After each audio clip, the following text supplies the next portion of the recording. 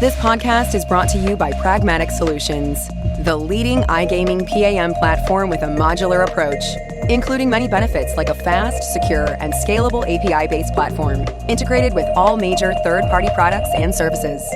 Make sure you head over to Pragmatic Solutions and join our smart thinking. And boom, we are live. Dmitry Belianin, CCO of Parimatch International. Great to have you on the podcast today. How are you doing? Oh man, I'm doing all right. Thanks a lot for asking, and thanks a lot for having me. I truly enjoyed all of your podcasts, amazing guests you had, and one day I was dreaming maybe I will be one of your guests, so here I am.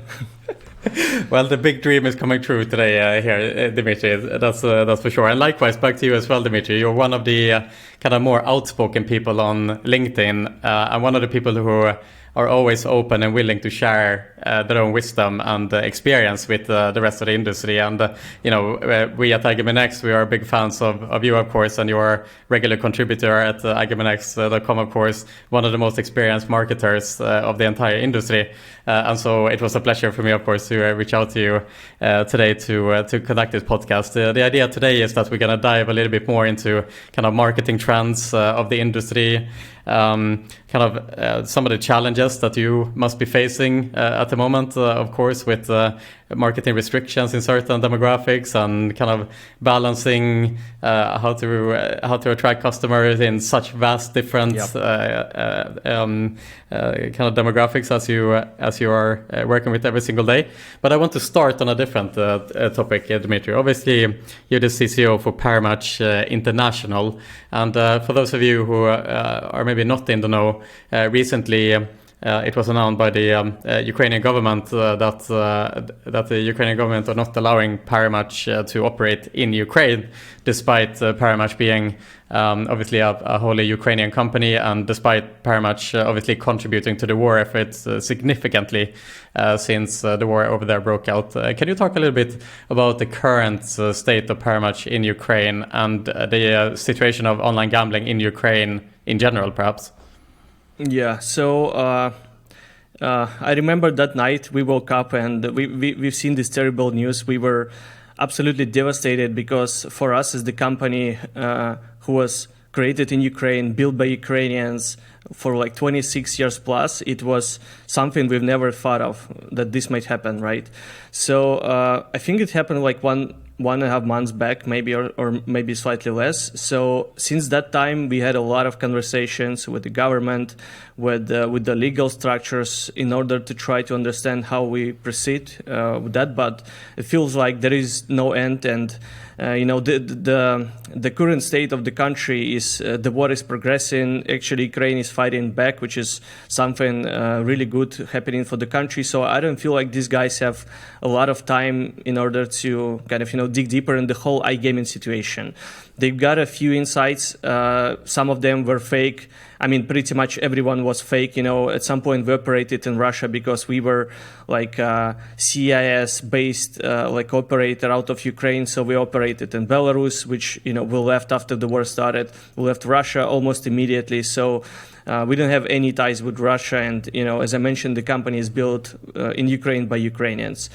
We also significantly contributed to the success of the country in its war, helped people, helped the government. So it was a big hit for us.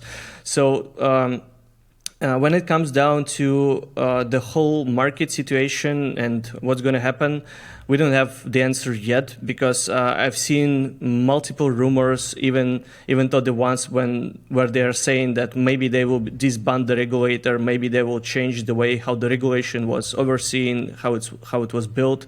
Maybe they want to change the tax regime. Maybe they want to change the way they've been granting these licenses. So there is like a lot of questions, and I don't really think that it's a main question for the government right now. So as for us, as you mentioned, I'm dealing mostly with the international part of the business. It's never been suffered because we have territories far outside of Ukraine. We have Latin America, we have Asia, we have Africa. So the business is growing really well, and we've never been kind of damaged with the fact that business in Ukraine not really will shut down, but already been shut down. And the CEO just a few days back, she announced that unfortunately they had to fire everyone who was in the Ukrainian team.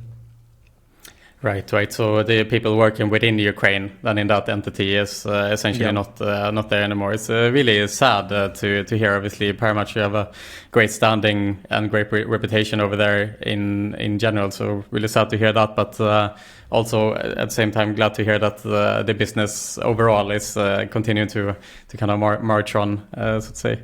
I mean, that also kind of begs the question a bit. Like when you look into the future, Dmitry, and you study various markets and so on, there seems to be a bit of a trend taking place at the moment within the industry where certain operators are becoming whiter than white. Like the tier one operators are growing and are pursuing kind of like a regulated strategy, whereas other operators are kind of moving more into the gray.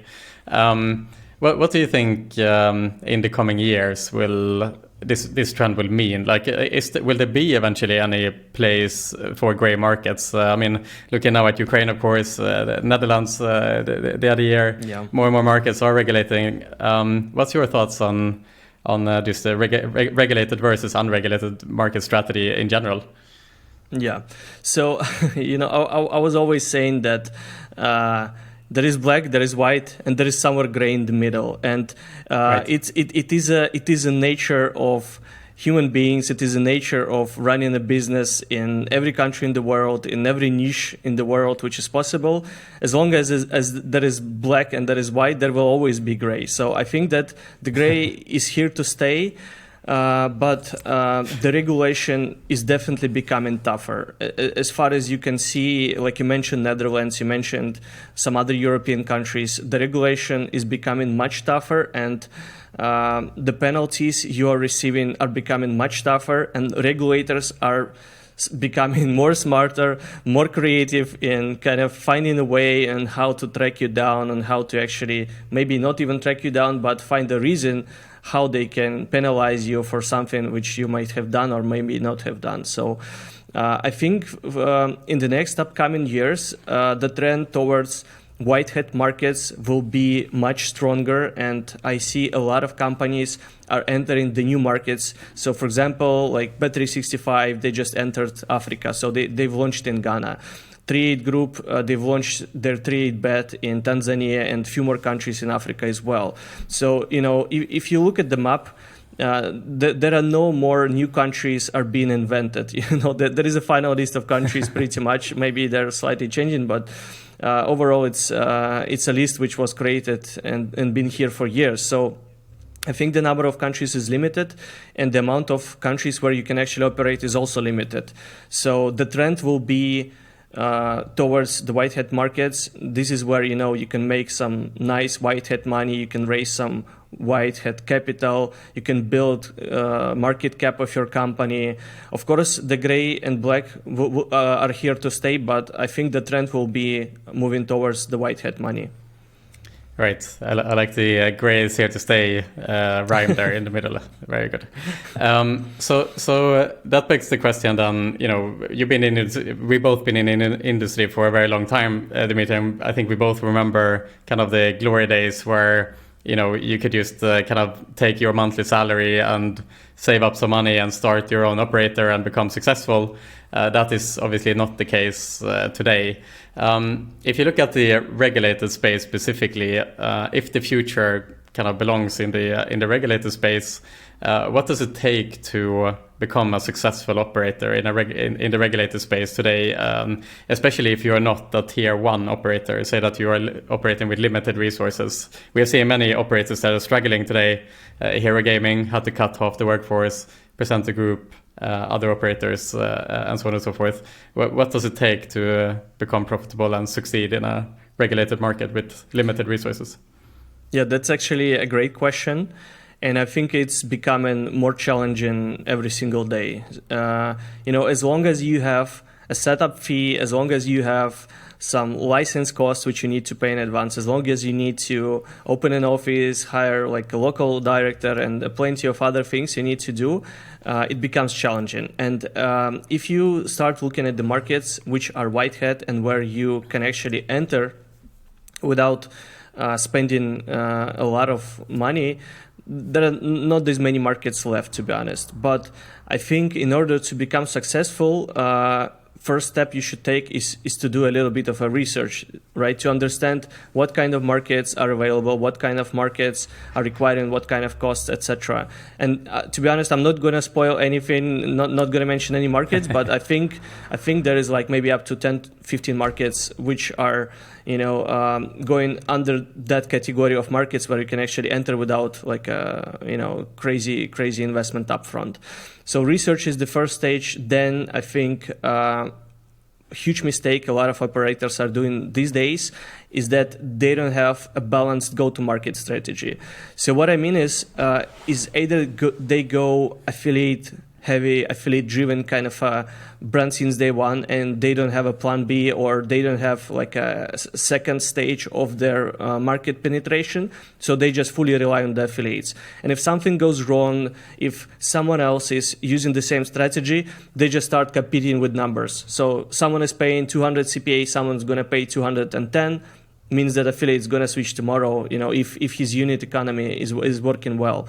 So I think that's a huge mistake. So if I'm talking about how to become a successful operator, you need to have that balanced go-to-market strategy and to have a healthy split between brand marketing and performance marketing. And once you advance in your market entry journey, starting with, let's say, like the early traction days, then going further into like transition stage where you start investing into brand, and then further into growth stage where you start investing heavily into brand marketing, you need to understand what exact set of metrics, what exact set of benchmarks you are looking at every stage. And pretty much that's one of the part to success. So just making it very short. So first step is research. Second step is to have a balanced go-to-market strategy. And then number 3 is to have a healthy marketing split between performance and brand marketing. Right. So if you're an operator with limited resources, it seems like the easiest solution, the simplest solution, is to rely on the affiliates to bring you traffic. Yeah. So you don't have to invest into difficult kind of go-to-marketing strategies. Is it possible even to create a solid go-to-market brand strategy without also having to carry the cost of creating this really knowledgeable marketing team, and then perhaps that will result in it taking longer time before you see liquidity as well? It must be a massive. I mean, you really must know what you're doing if you choose not to rely on affiliates, right? Yeah, that's correct. That's correct. I think it's doable.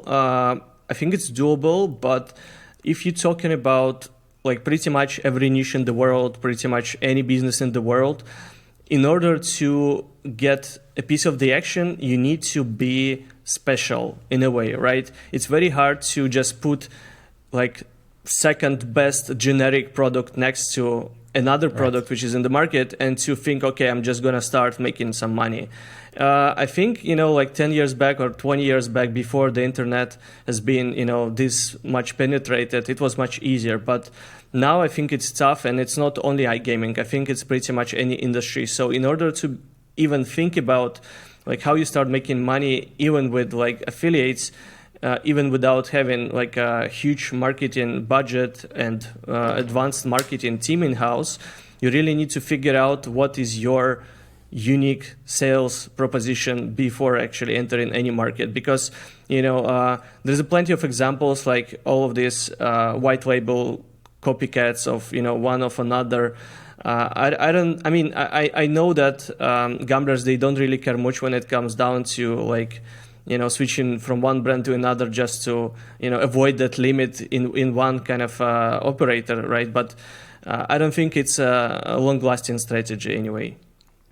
Right.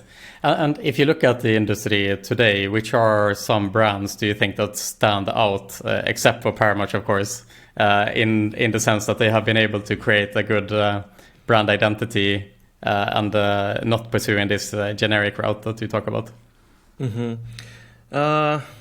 I think the ultimate GOAT of all times will be PokerStars. I will explain a little bit why.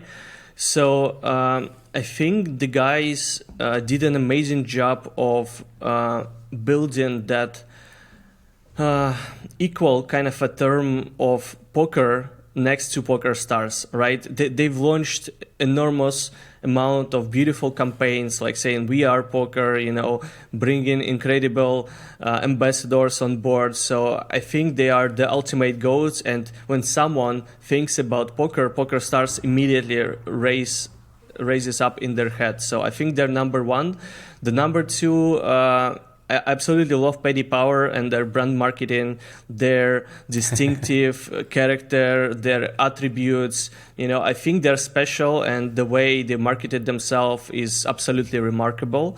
And one of the fresh superstars, I'm talking a lot internally and publicly, is Stake.com. I think these guys, they managed to build like a truly iconic, aspirational brand in a very short time frame, and I think it's simply phenomenal, right? And there is a plenty of reasons why they've done it, but I'm putting them on number 3 in my personal list.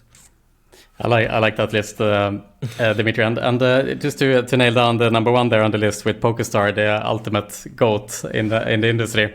I think that's kind of the ultimate goal for a brand. It should be to be so strong that you can sell merchandise with your brand. And it's very few brands there's very few of these type of brands that have actually ever managed to do that. I think the best example would be a kind of Red Bull and Monster that has kind of like eclipsed the product itself. In reality, it's just an energy drink, right? But the brand is so strong that people are willing to pay to wear it, which means that it stands for something much bigger, let's say. And PokerStars is the closest we get to that, because they do have the PokerStars shop where they do sell their merchandise as well. And as you point out, because they have kind of branded themselves as the brand that represents poker overall, being and with the strong brand ambassadors that they've had throughout the years, it's kind of like you want to wear that brand to be associated with everything that PokerStars stands for. So I think that's a testament to the work that they've done. And I'm not sure if Paddy Power, they have their underwear, right? That's like the classic, that's like the classic branding that Paddy Power does, which is brilliant, right? It's like super on brand. I love that. Like unconventional branding. That's a perfect example. Yeah, exactly. And Stake.com, do you think Stake, is it the brand Stake that is really strong, or have they just been able to kind of tap into different marketing channels that the other kind of legacy operators wasn't able to do through the live streams and so on? I think is it the brand? I think it's legit. I think the brand itself is legit, and if you kind of look backwards, now everyone just thinking, oh right, yeah, that's streamers. Oh yeah, that's influencers. It seems that obvious, but I don't think that many brands can actually duplicate that success anyhow nowadays, because most of the levers they kind of used back then are almost unavailable, right? And then if you still keep looking at what they've done, it still sits on the brand awareness side of that marketing split, right? Because even though streamers, you have this like promo codes, they always asking you to go and play, but still it's mostly a branding exercise. So I think the guys have done an amazing job, like truly enormous job in marketing that brand. But I do feel like a lot of stuff could be done much better. Mostly when it comes down to their brand attributes, their brand values. Because if you can ask me what Stake.com brand as the brand stands for, I don't even know. But I'm one of their customers for a very long time, right? Yeah. Yeah, I agree with you there. Like it's hard to like with Paddy Power, you can very clearly pinpoint what are the kind of brand values. You know, it's very like edgy, funny. You know, brand that goes their own way or whatnot. Steak to me is a little bit more generic, but they just offer like a fantastic product, and you just get the feeling that they are like doing extremely well, and they are speaking to the younger demographic just through their brand partnerships and ability to reach the crypto side of the industry and so on and so forth. Where do you think like Parimatch fits in to this picture? Like what does Parimatch stand for as a brand? The position we've always kind of wanted to have is that cool elder brother, you know, who knows everything about life, who've done it, who can kind of teach you what is fun, you know, how to make some fun and get clean out of the water. So that's kind of positioning we've always wanted, and I think our brand was always like a very local brand. Even though we had like, you know, sponsorships in English Premier League, we still wanted to make it as local as possible and to make our customer feel that, you know, these guys are locals. These guys are from my country, right? And I think we've done a great job when we entered some of our like markets. We've made it feel of like an elder cool brother who is from Ukraine, but it feels like he's Brazilian. So I feel like we've nailed that down, and a list of like sponsorships we got, a list of like ambassadors we've got back then allowed us to build like a stronger association with the key attributes we really wanted to, you know, kind of put in your face, like, you know, bold, innovative, entertaining, like, you know, straightforward kind of a brand. Yeah, I've always been a fan of Parimatch too, actually. And so I have a background at BetSafe back in the day. And BetSafe was trying to position itself in that regard as well. Like we were the headline partners of Gumball 3000 and kind of that edgy feeling. We used to sponsor like extreme sports, and it had also a bit of a kind of like that extreme feeling. But the name BetSafe was always like against that brand because it's kind of like pulling you back a bit, where like the cool person is like, you know, jump head first into the pool of sharks kind of thing.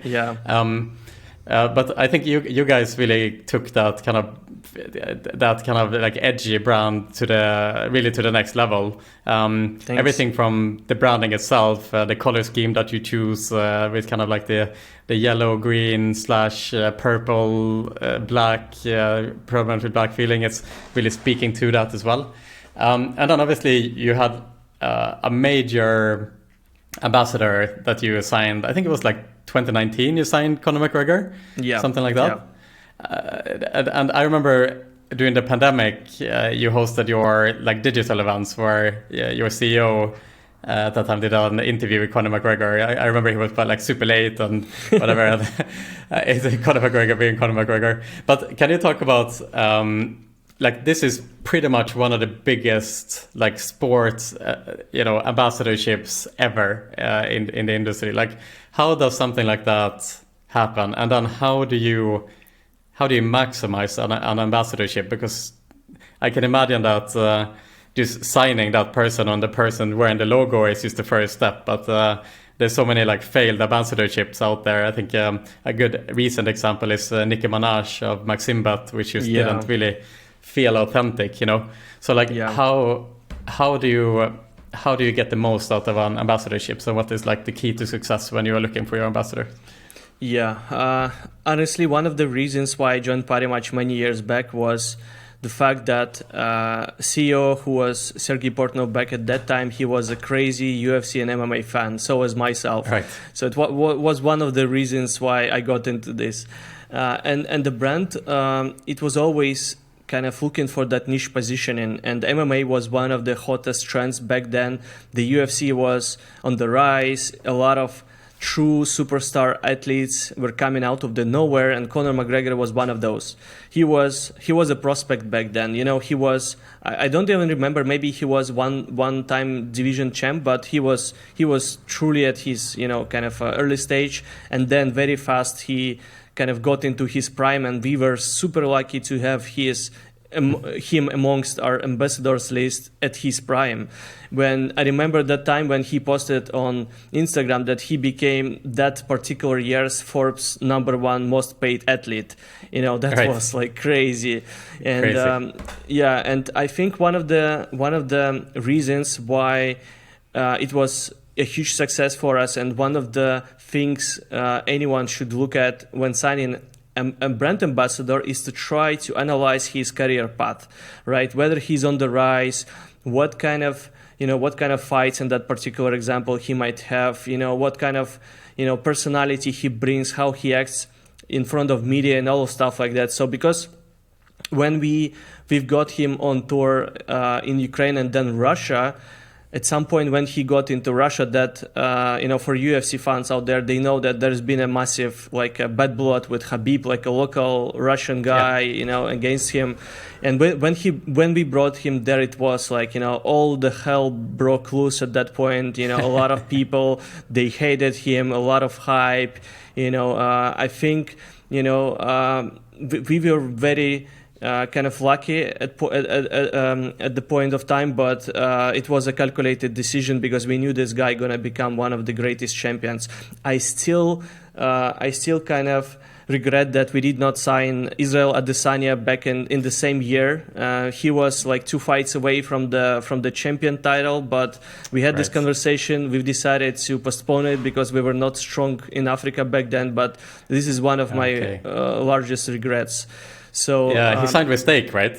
He signed with Stake. Yeah. God damn it! Those. Yeah. that's why they are number 3 on your list, man. They were quick. Yeah. So I think that media aspect is huge because we had another example of signing Mike Tyson when he was not fighting, when he was not that public as he is right now, and we've signed him mostly for his past achievements, and it didn't work out that well because he was used mostly for the kind of trust and kind of association reasons. So media aspect is huge, and I think whoever wants to sign someone really need to look in that aspect. And second aspect is like you mentioned, Conor is the bad guy, and he's a bad guy, in most of the aspects of whatever he does. Even though he's a incredible hard worker, but you really need to think on how you're gonna deal with that fire and how you're gonna maintain that fire and manage it. So it was tough. Yeah, that must have been very difficult because when it comes to media obligations of someone like Conor McGregor, you do a live streamed digital event for thousands and thousands of people, and then Conor McGregor is super late, and that kind of spoils the entire party, right? Like, it must be very difficult to. How do you have clauses in the contract against stuff like that, or how does all that happen? Yeah, usually you have a few, but usually they have a few more when it says he's a damn superstar, and if something happened, then maybe it happened for a reason. It's very hard to find like a true reason of why something happened. He might have said we went on like a closed event where I was obligated to do more than on your contract. You can always find the reason on how you can fight against it. Like another example, we have a guy in Nigeria who is our brand ambassador, like a local rapper superstar. The guy just deleted all of his Instagram posts overnight. And we were like, oh man. Yeah, and we cannot even prove that guy is our brand ambassador. He deleted all the posts, so it was also a tough conversation with him next day. Amazing. Yeah, it's like you're saying, they are famous for a reason, and it's not because they are often thoughtfully, calculated and like generic. They are out there, right? And it goes both ways at the end of the day. So like with the UFC and Conor McGregor, what would you say was like the outcome at the end of the day? Like obviously you decided not to extend that partnership. Was there a particular reason for that? And then the UFC itself, I remember also you guys were sponsors of the UFC. Not sure if you still are, but how was it to work with the UFC, for example? Like that must also be a bit of a challenge, American massive media conglomerate. Yeah, I think we were the first ever sports betting company to step into that sports betting plus MMA kind of a niche. Because we've seen a massive potential, and being MMA and UFC fans ourselves, we've seen the greatest passion these people bring on the table when it comes down to their sport, their athletes, and the sports betting itself. So we kind of believed in that, and we executed that perfectly. So when it comes down to the deal itself, we were sponsoring UFC for a certain limited amount of territories. And it was mostly for our markets, like key markets like Ukraine and other Russian-speaking markets. So we were sponsoring them in these particular territories. When it comes down to Conor, we had a global contract. But then when we started the conversation and we wanted to have him for a few more years, he had another offer on the table. I think he went with DraftKings at that point. So the offer was like a global contract, and we were talking mostly about the Russian-speaking territories as well. So he was like, "Hey guys, I have this like 100 mil kind of a contract on the table," or whatever the number was, and we were like, "Yeah, well, we cannot compete against that one, so yeah, just good luck." And our CEO back in these days, Sergey, he has still like a good relations with Conor. He was showing some like WhatsApp messages. They're still like a good friend. So, it was just like a business decision from his end. And I mean, we couldn't really be more happy with the fact that we've canceled before, he broke his leg. He got into like 2 years almost of inactivity. So we were also lucky that we did manage to work with him at his prime, and then we were lucky to stop before he got in all of this like kind of a career downstreak he has right now. Yeah, that's true actually. As you kind of hit that like golden period for Conor McGregor, and it was maybe a blessing in disguise then that after that the career kind of went on a downhill trajectory, that's for sure. Yeah.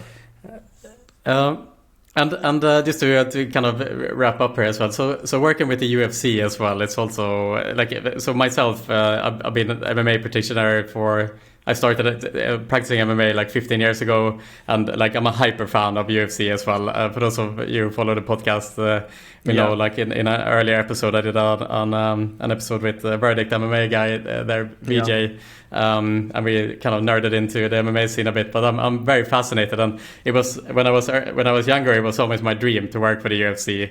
And once I went over to Vegas to meet them and to interview for UFC Poker that launched like in Nevada.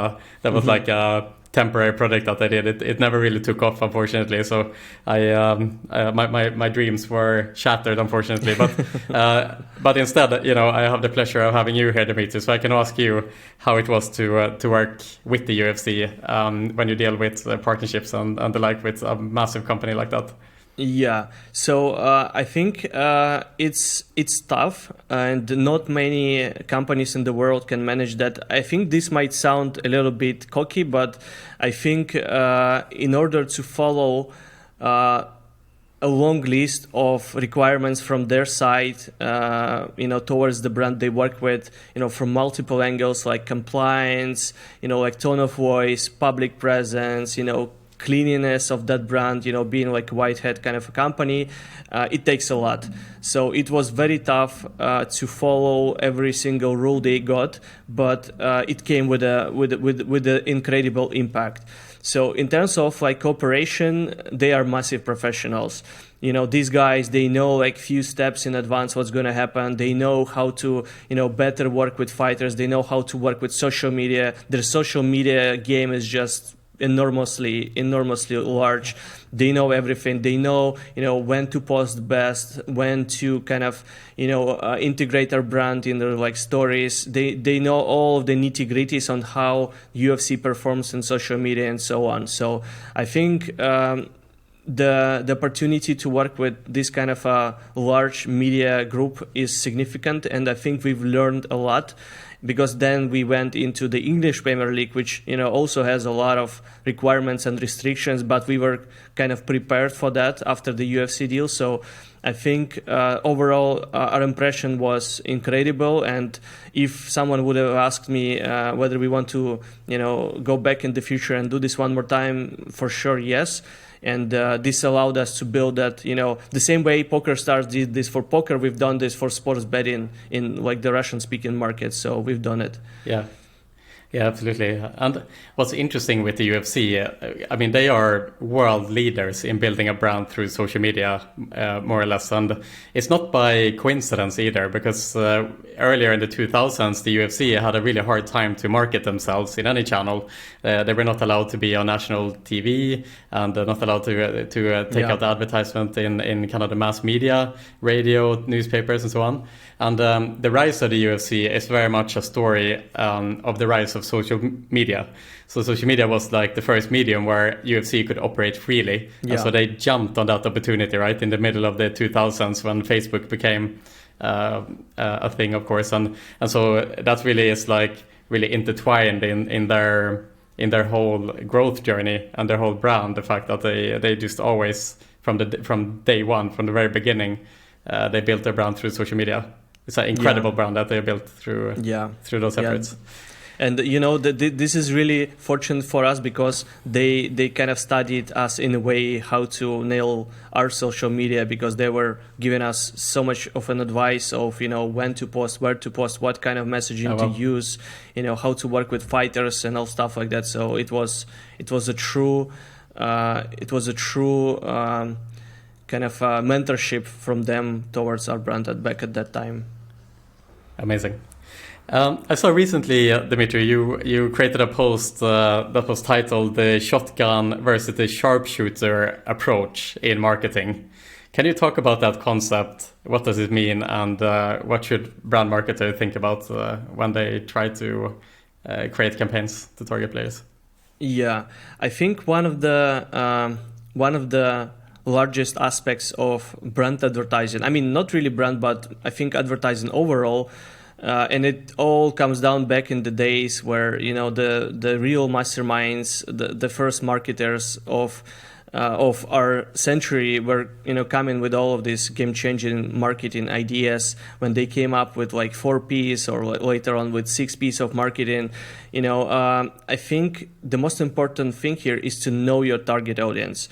And if you want to go as wide as you can, this is not going to work. You always need to have a target customer in your head, in whatever direction you do.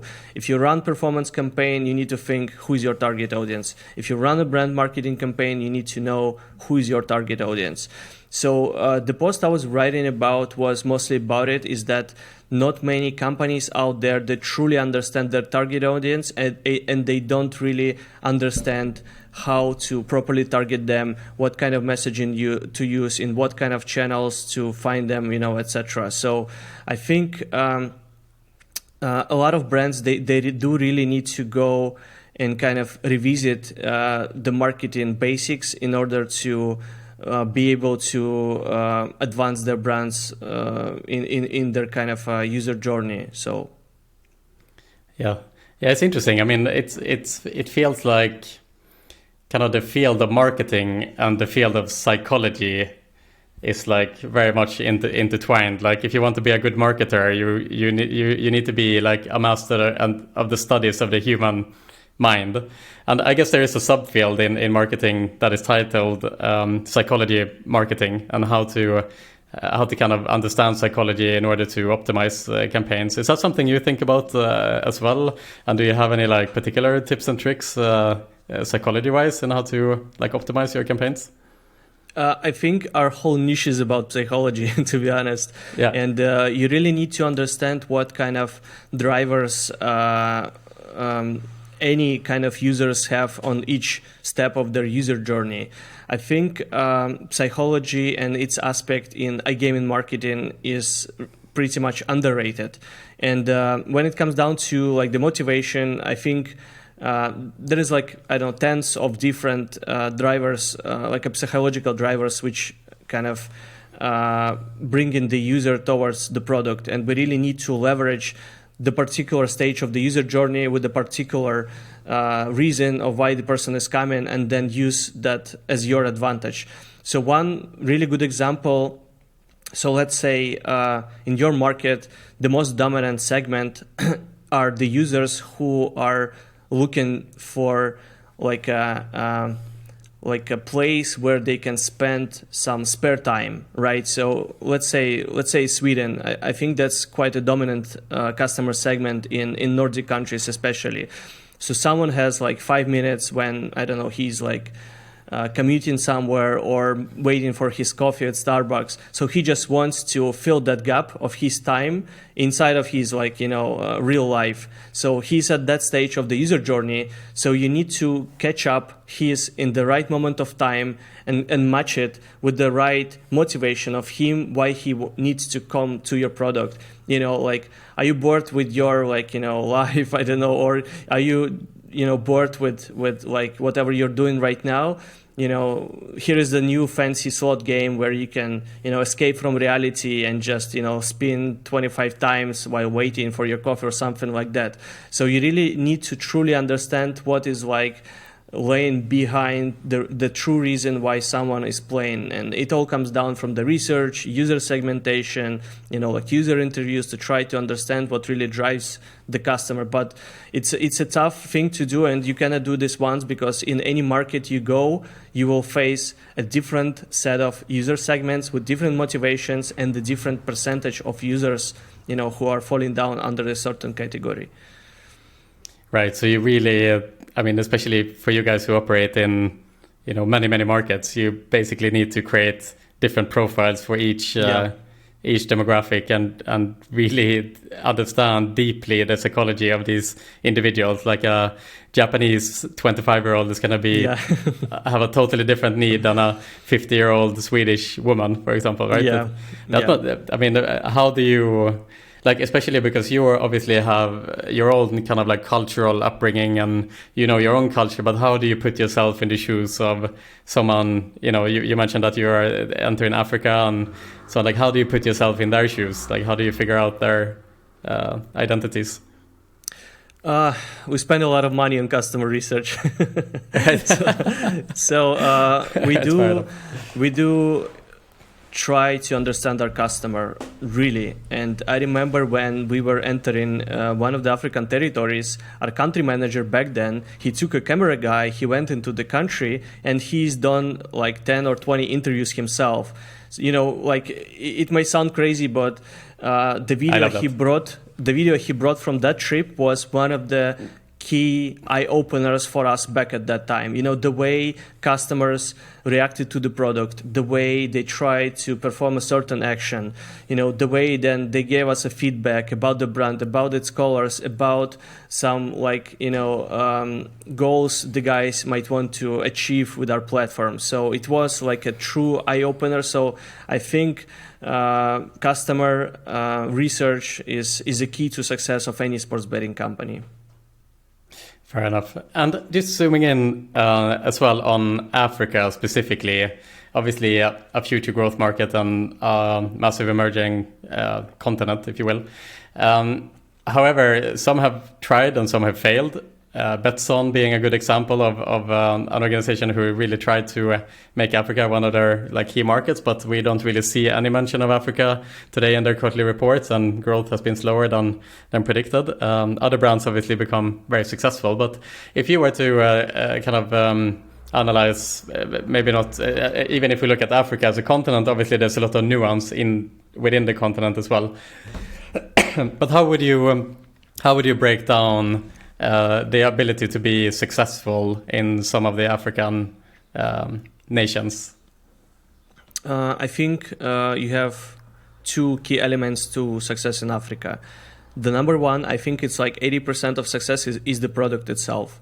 So these guys, they are very demanding when it comes down to product, to its speed, to its layout, to its look and feel, to like odds, like everything related to the product. Like I think a lot of companies, especially European countries, and I mean, we are the same company who thought we just opened that door and start operating from day one. It was a huge mistake because we've never realized that, they are so demanding towards a right product. And I think one beautiful example in Africa is the company which is called BetPower. So these guys out of Estonia, I think they've built like one of the best products localized for African market, which got accepted by African audience since day one. And that was one of the massive reasons to their success.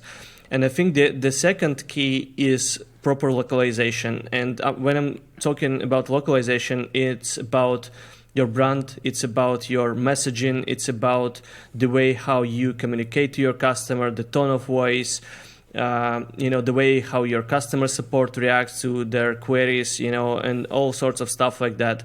So I think localization is something not many companies understand about the Africa, because you have like how many, like 47 something countries over there, and every country is different.